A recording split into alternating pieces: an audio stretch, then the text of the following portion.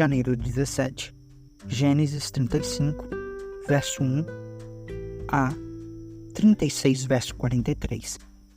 Deus disse a Jacó: apronte-se, mude-se para Betel, estabeleça-se ali. Ao chegar, construa um altar para Deus, que lhe apareceu quando você estava fugindo de seu irmão Esaú. Jacó disse à sua família e a todos que estavam com ele: joguem fora todos os seus ídolos pagãos, purifiquem-se e vistam roupas limpas. Vamos a Betel, onde construirei um altar para Deus, que respondeu às minhas orações quando eu estava angustiado. Ele tem estado comigo por onde ando. Então, entregaram a Jacó todos os ídolos pagãos e as argolas que usavam nas orelhas, e ele os enterrou ao pé da grande árvore perto de Siquém.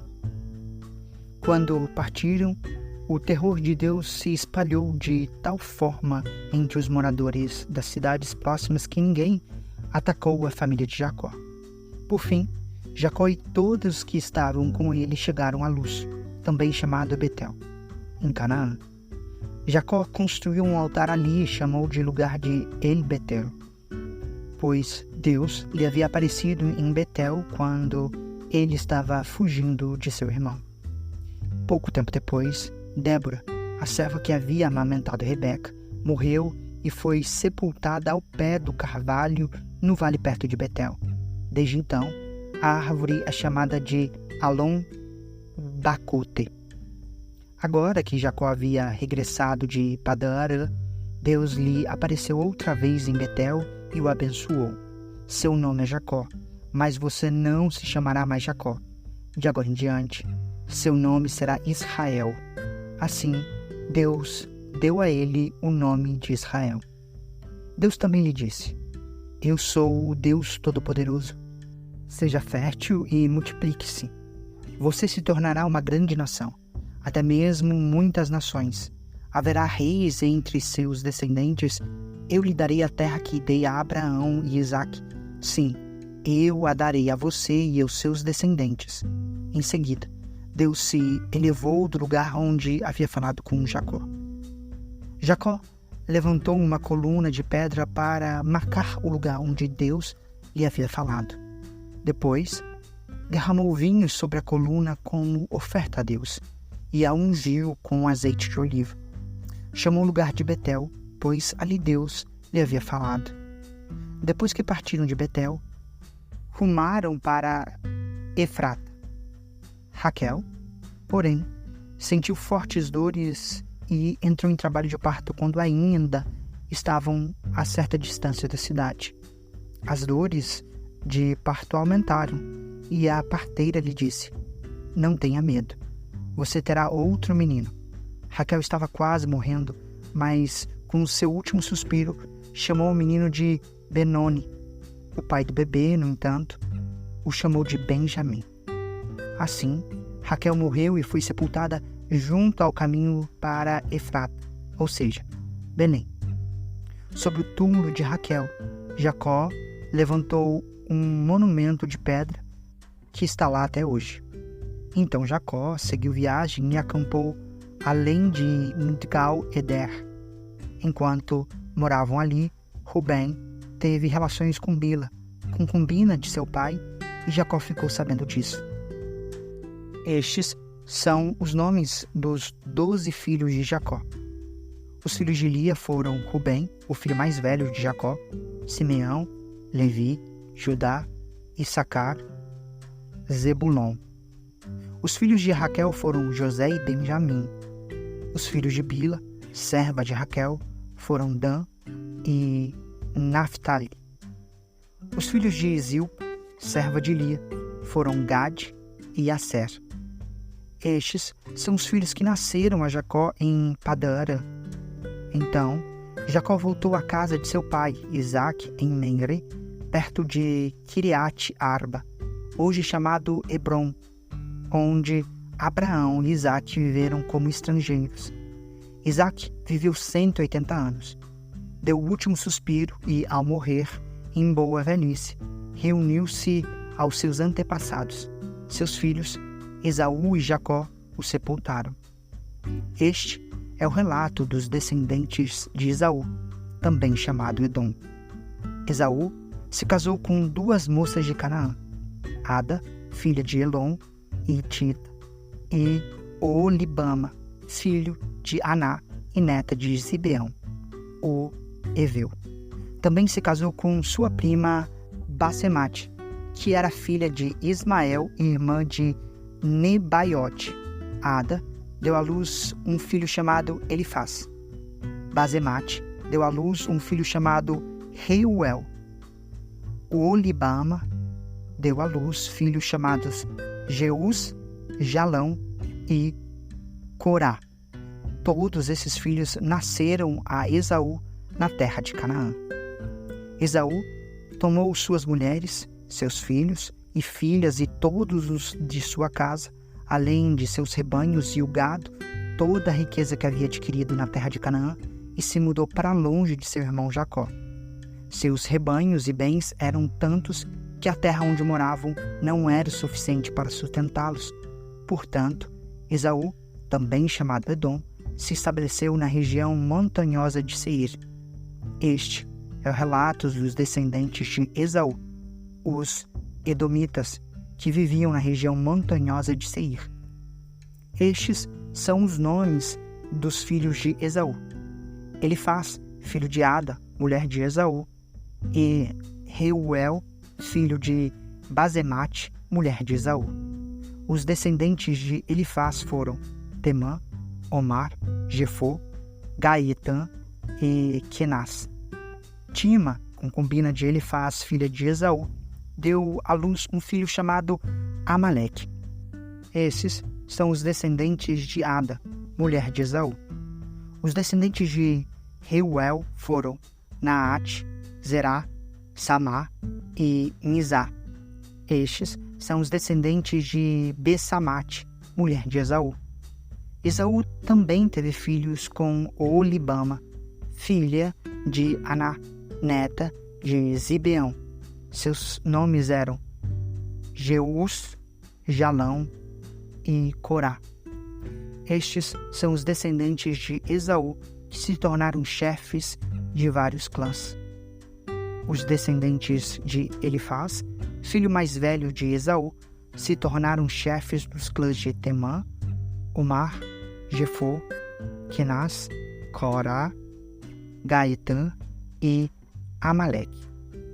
Estes são os chefes dos clãs descendentes de Elifaz na terra de Edom.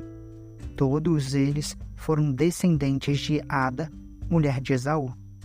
Os descendentes de Reuel, filho de Esaú, se tornaram chefes dos clãs de Naate, Zaerá, Samá e Mizá.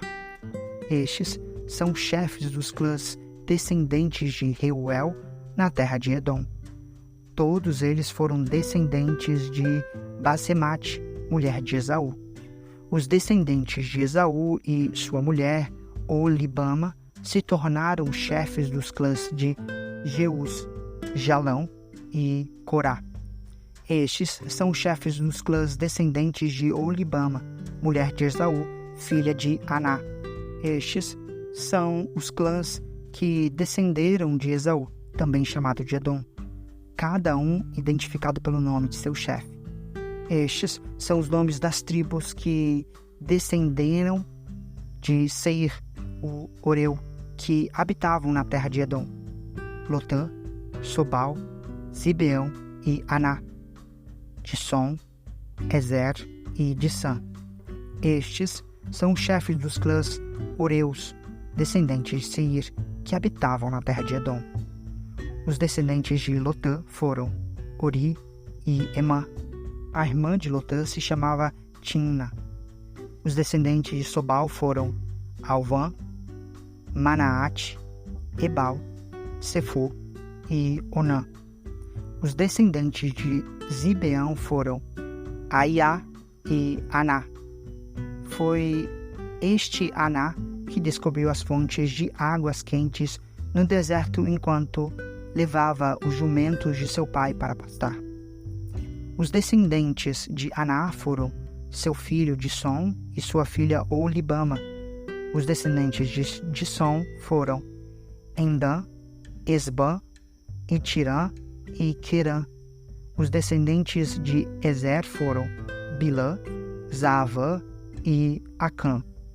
Os descendentes de Dissã foram Uz e Arã. Esses, portanto, foram os chefes dos clãs Oreus, Lotã, Sobal, Zibeão, Aná, Dissom, Ezer e Dissã. Os clãs Oreus são identificados pelo nome de seus chefes, que habitavam na terra de Seir. Estes são os reis que governavam na terra de Edom antes de os israelitas terem rei. Belá, filho de Beor, reinou em Edom, na cidade de Dinabá. Quando Belá morreu, Jobabe, filho de Zerá de Bonsra, foi seu sucessor. Quando Jobabe morreu, Usã, da terra dos Temanitas, foi seu sucessor. Quando Usã morreu, Haddad, filho de Bedade, foi seu sucessor na cidade de Avite. Foi Haddad quem derrotou os Midianitas na terra de Moabe. Quando Haddad morreu, Senlá, da cidade de Masreca, foi seu sucessor. Quando Senlá morreu, Saul, da cidade de Reobote, próxima aos Eufrates, foi seu sucessor. Quando Saul morreu, Baal-Anã, filho de Acbor, foi seu sucessor. Quando Baal-Anã, filho de Acbor, morreu, Haddad foi seu sucessor na cidade de Paú. Sua mulher era Meetabel, filha de Matred e neta de Mesaabe. Estes são os nomes dos chefes dos clãs descendentes de Esaú, que habitavam nos lugares que têm seus nomes: Timna, Alvá, Getete, Olibama, Elá, Pinom, Kenaz, Temã, Mibzar, Magdiel e Irã. Estes são os chefes dos clãs de Edom, relacionados de acordo com seus assentamentos na terra que ocupavam. Todos eles foram descendentes de Esaú, antepassado dos Edomitas. Mateus 12, versos 1 a 21. Por aquele tempo, Jesus estava caminhando pelos campos de cereal num sábado. Seus discípulos sentiam fome. Começaram a colher espigas e comê-las. Alguns fariseus os viram e protestaram: "Veja, seus discípulos desobedecem à lei colhendo cereal no sábado." Jesus respondeu: "Vocês não leram as Escrituras o que fez Davi quando ele e seus companheiros tiveram fome? Ele entrou na casa de Deus e, com seus companheiros, comeram os pães sagrados que só os sacerdotes tinham permissão de comer. E vocês não leram a lei de Moisés que os sacerdotes do serviço no templo podem trabalhar no sábado? Eu lhes digo, há alguém aqui maior que o templo? Vocês não teriam condenado meus discípulos inocentes se soubessem o significado das Escrituras. Quero que demonstrem misericórdia e não que ofereçam sacrifícios, pois o Filho do Homem é o Senhor até mesmo do sábado." Então, Jesus foi à sinagoga local, onde viu um homem que tinha uma das mãos deformadas. Os fariseus perguntaram a Jesus: "A lei permite curar no sábado?" Esperavam que ele dissesse sim, para que eles pudessem acusá-lo. Jesus respondeu: "Se um de vocês tivesse uma ovelha e ela caísse num poço no sábado, não trabalharia para tirá-la de lá? Quanto mais vale uma pessoa que uma ovelha? Sim, a lei permite que faça o bem no sábado." Em seguida, disse ao homem: "Estenda a mão." E ele a estendeu. E ela foi restaurada e ficou igual a outra. Então, os fariseus convocaram uma reunião para tramar um modo de matá-lo. Jesus, sabendo o que planejavam, retirou-se daquela região. Muitos o seguiram e ele curou todos os enfermos que havia entre eles. Contudo, advertiu-lhes que não revelassem quem ele era. Cumpriu-se assim a profecia de Isaías ao seu respeito: "Veja o meu servo, aquele que escolhi. Ele é meu amado. Nele tenho grande alegria. Porei sobre ele meu espírito. e ele proclamará justiça às nações.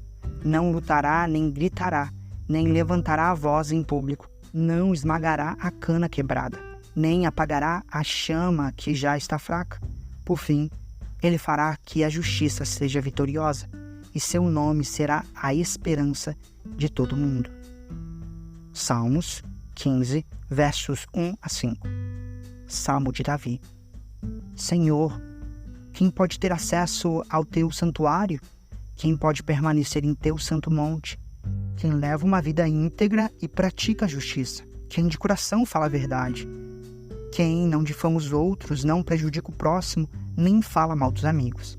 Quem despreza o que tem conduta reprovável e honra os que temem o Senhor e cumpre suas promessas mesmo quando é prejudicado. Quem empresta dinheiro sem visar lucro e não aceita suborno para mentir sobre o inocente. Quem age assim jamais será abalado. Provérbios 3, versos 21 a 26. Meu filho, não perca de vista o bom senso e o discernimento. Apegue-se a eles, pois darão vigor à sua alma e serão como joias em seu pescoço. Eles o manterão seguro em seu caminho, e seus pés não tropeçarão. Quando for dormir, não sentirá medo. Quando se deitar, terá sono tranquilo. Não precisará temer o desastre repentino, nem a destruição que vem sobre os perversos, pois o Senhor será sua segurança. Não permitirá que seu pé fique preso numa armadilha.